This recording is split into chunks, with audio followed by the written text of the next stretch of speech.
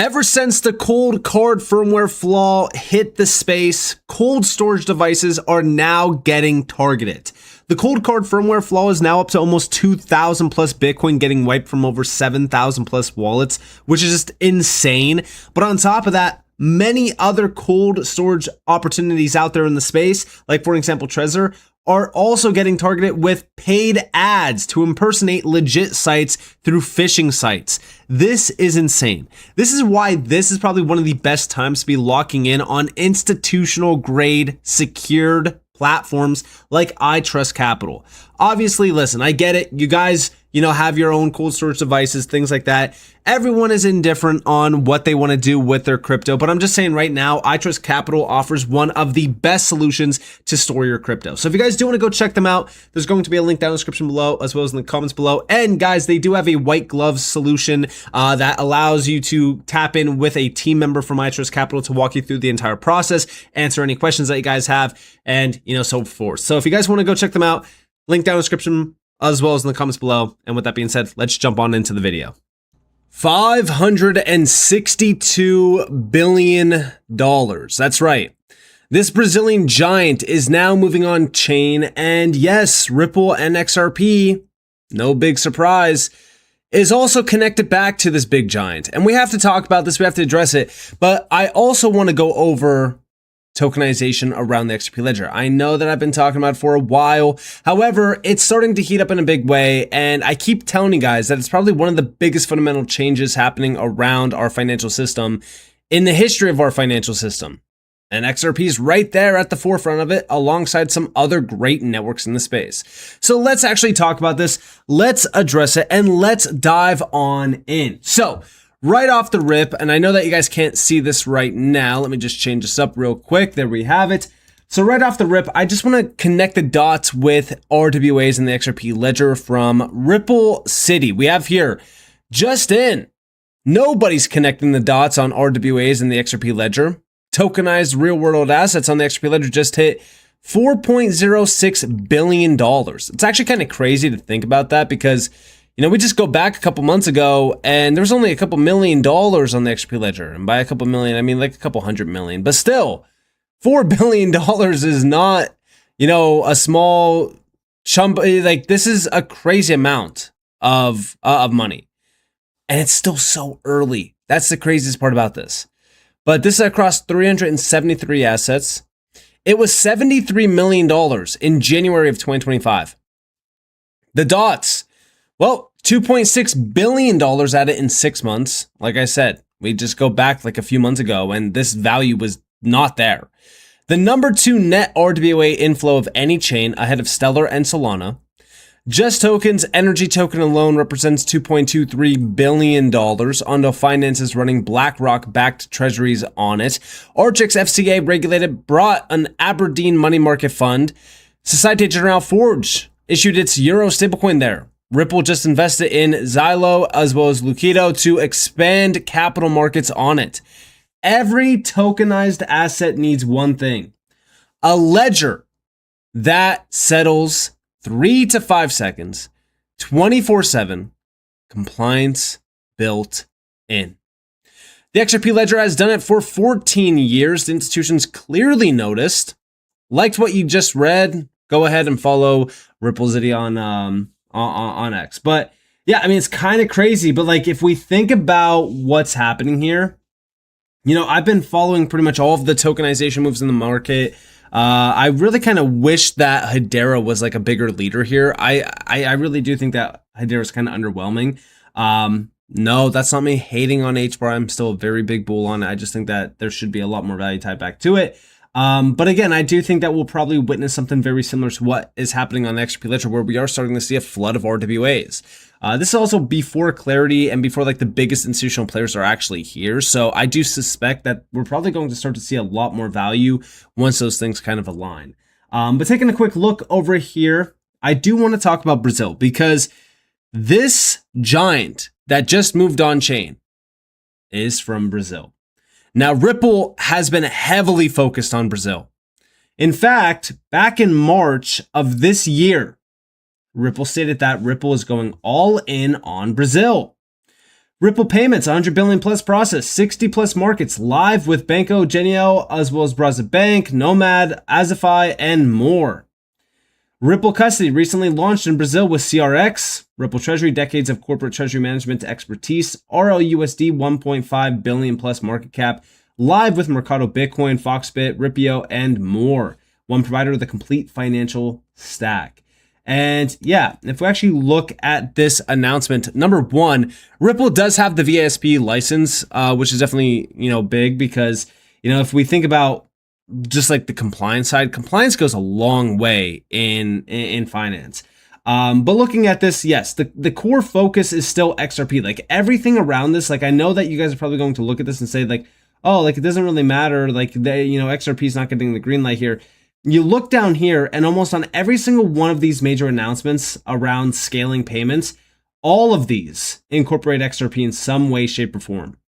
Brazil Bank, for an example, one of Brazil's largest FX institutions by volume, they selected Ripple Payments to streamline USD payments and issued its BRL, Brazilian Real, stablecoin on the XRP ledger. You also have a few other ones like Banco Genial, right? Like they are, all focused around cross-border payments, expanding to include RLUSD into crypto flows. RLUSD, sorry, I just hit my mic, but RLUSD is mainly issued out on the XRP ledger. So if we're thinking about what's good for RLUSD, it's also good for XRP. Now, Nomad, they're also focused heavily on payments liquidity, all based around, of course, RLUSD. Then Azify, again, mainly Ripple payments utilizing stablecoins. And you might be saying like, Nick, what's up with all the stablecoin use cases here? Like even this one with iTrust, right? That's RLUSD. Even down here, more stablecoin use cases around FX. Guys, remember, XRP is the swap kit. That's not coming from me. It's coming from a Ripple employee.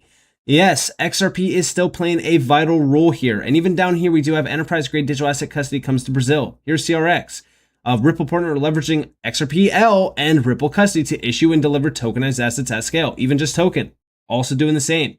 So when we think about Brazil, like obviously it's a huge area for Ripple to be dominating in, but they have been forever. Like if we think about like when Ripple really started to look at Brazil back in 2019, I keep saying this, like Ripple has been in the game so long to the point where like they're fully connected everywhere, literally everywhere, 90 plus markets. Like it's no joke.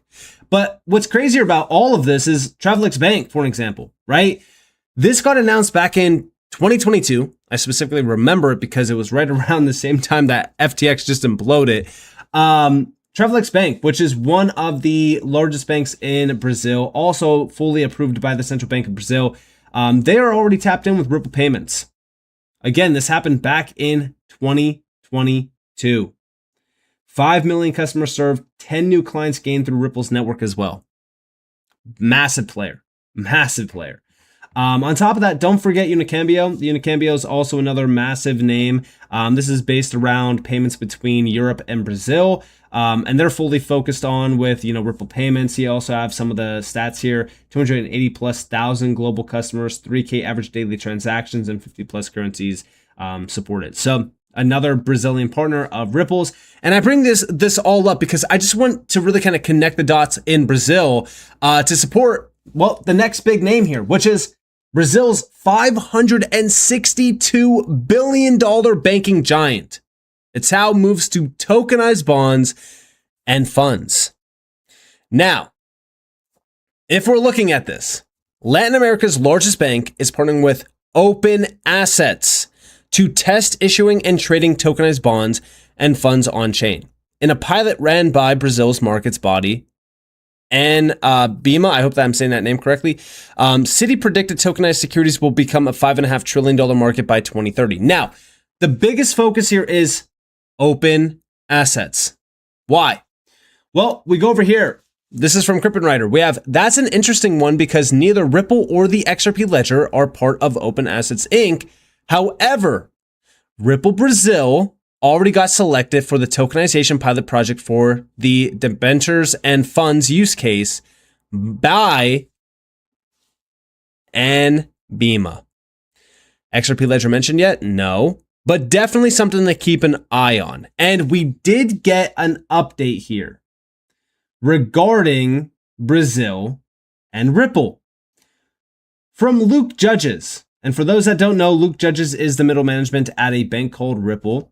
And we have here, we're cooking a lot in Brazil right now. I'm not surprised. I mean, I'm not surprised considering the fact that, like, if we think about what's going on here, Ripple has been dominating in Brazil since 2019. Back in March of this year, they said that they're going to go pretty much all in on Brazil. This makes a lot of sense that they would be cooking heavily in Brazil. So this is very, very interesting. And I do question if we're going to start to see, some pretty big announcements from this. But this is an absolute giant that just moved on chain. Probably one of many more that's going to be announced as well. Like, again, like a lot of these banks have been moving pretty quick on chain. And a lot of them, like I said, are absolute giants. I mean, JP Morgan, City's here. But like even outside of the US, like some banking giants and now Brazil are moving on chain, which is very exciting. But yeah, I mean, Ripple already touched down in Brazil with a lot of tokenization use cases. So it only makes sense that they would be incorporated in this. Maybe XRP is going to be incorporated. We don't know. There's no mention of it just yet. We could definitely speculate, but Ripple and Mercado Bitcoin partnered up back in October of 2024. This was all based around crypto-enabled cross-border payments. If we're thinking about Mercado Bitcoin, Mercado, if we're looking at, how much money is on the XRP ledger from Mercado, let me actually go back to the networks tab because I have this filtered out to just Brazil. Don't worry, we'll talk about that here in a second. But if we're looking at the XRP ledger from Mercado in terms of the amount of assets that they have on the XRP ledger, it's 244 at about $87.3 million. Again, pretty significant name, bringing a massive amount of assets on chain for the XRP ledger. Now, that's just one major announcement. We also have Braza Bank, right? Or Braza Group, if you will. So they announced the launch of BBRL stablecoin on the XRP ledger to strengthen the Brazilian and South American digital economies. At the same time, they also announced the launch of USDB stablecoin on the XRP ledger as well, which is, of course, yes, a US dollar-backed stablecoin. But this was to support both the US dollar, but also to support the Brazilian corridors. The craziest part about this is that both of these are listed on the XRP ledger, which is giving Braza a unified scalable infrastructure to support real-world financial use cases on chain. The main focus here, and the most important thing to focus on here as well, is if we go back to that announcement, right? I said, yes, a lot of these announcements that we're seeing from Ripple in Brazil are mainly stablecoin use cases. And a lot of people will say like, oh, that's not good. That's not a good thing for XRP. It's completely replacing XRP in the stack. No, it's actually not. Because again, even here from Braza, like they are utilizing the stablecoins almost like a Forex trade, which means XRP is still at the core of that because both of these stablecoins are listed on the XRP ledger.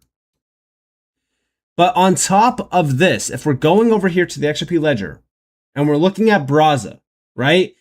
They only have two assets, stablecoins, $43.4 million. Again, it's not a crazy amount of money. It's also not a small amount of money either. And then we go over here to Vert. October 24th, 2025, building Brazil's digital credit market, Vert expands tokenized operations on the XRP ledger. And yes, this is another one of those big moves. This is all based around tokenized credit. And if we actually look into this, right, Vert also has a ton of money on the XRP ledger. It's actually up 26% almost in the last 30 days, 13 assets on the XRP ledger, almost $552 million. And if you actually track this, you could see all of this value here from Vert. By the way, almost all of this is like Brazilian based, currencies. If you actually look at the all just tokens not labeled here, but just token has $2.2 billion. Tied back to the XRP ledger, which is also, based in Brazil. But this is a crazy amount of money. I mean, if we think about some of these assets, $155 million, 74, almost $75 million, $65 million, $59 million, like we are starting to see a major shift here. And yes, the XRP ledger is at the forefront of it, especially in Brazil. I keep saying this even in the UK. I keep saying it in the US, in the UAE, in Japan, in APAC. Like you got to look at where Ripple has been heavily dominating or heavily focused on, because now what we're starting to see in those key areas is a big shift around tokenization, around stablecoins, around payments, X, Y, and Z. And yes, XRP is right there at the forefront. Like if you actually dig a little bit deeper, you can see how XRP will fit that narrative. And I'm not saying like, oh, hey, we need to make sure that it fits that narrative. Sure, XRP doesn't have to be included in everything, but I do think, and I really look at how XRP can fit the narrative here. Like in terms of tokenization with Ripple, 9 times out of 10, XRP is going to be the platform that I would say actually 10 out of 10. And the reason why I say that is because even if you go over here to solutions and you go to custody and then you go to tokenization, the XRP ledger is the core platform that they're tokenizing on. So with that being said, I hope that you guys enjoyed this video. If you guys did, definitely like, subscribe, turn notifications on because there's more free content. You guys are worth following me on Twitter as well as join the free Discord down in the description below. And with that being said, guys, thanks for watching. Peace out, guys.